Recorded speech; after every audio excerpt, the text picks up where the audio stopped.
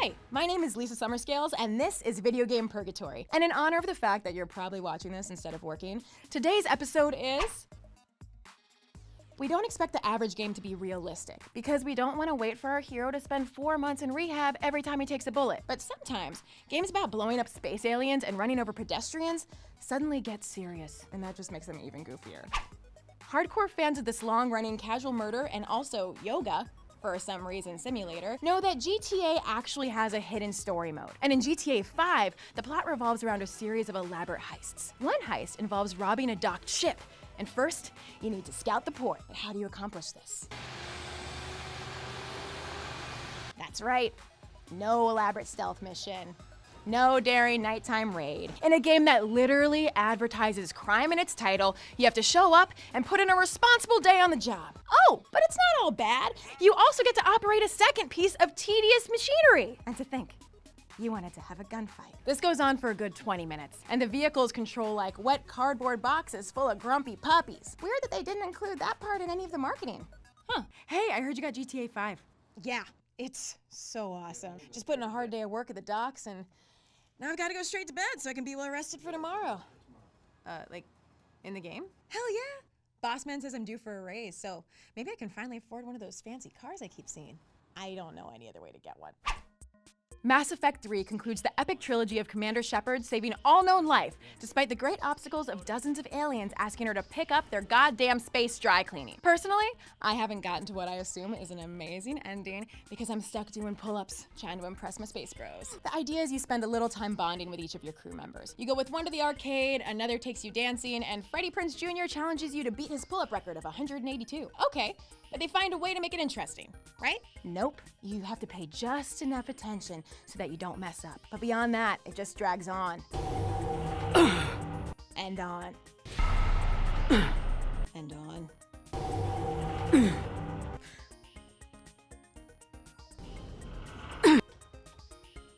That's 20. Is it done yet? No? Oh, for sake.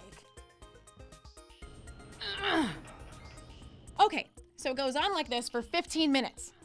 15 minutes of your life that you will never, ever get back. But surely there's at least a sweet reward for all that tedium. Holy hell, you did it!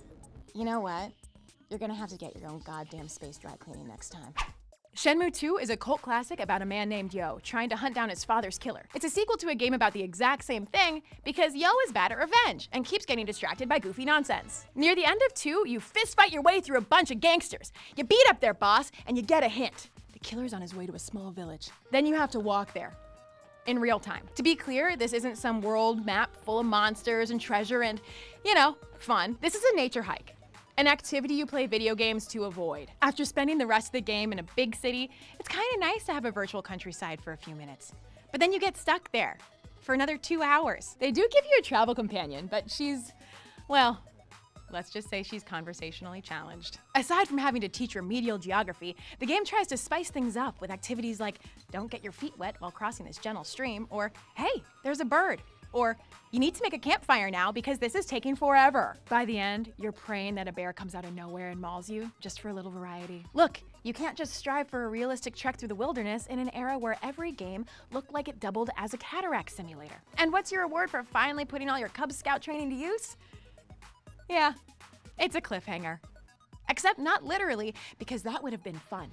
And then the hike wouldn't have been realistic. Hope you chipped into that Shenmue III Kickstarter.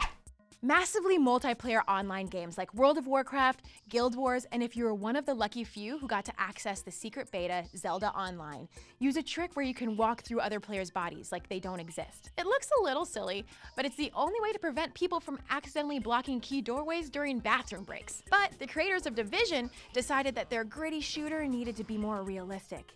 And that, yeah, it didn't quite pan out. You just saw people lining up to take turns using a laptop that's needed for a mission. And while it's admirable that most players respected virtual law and order instead of just screaming profanities between waiting and dealing with jerks who shoved their way forward like it was the last laptop on sale on Black Friday, it took that poor guy 20 minutes to reach the front. Bad player.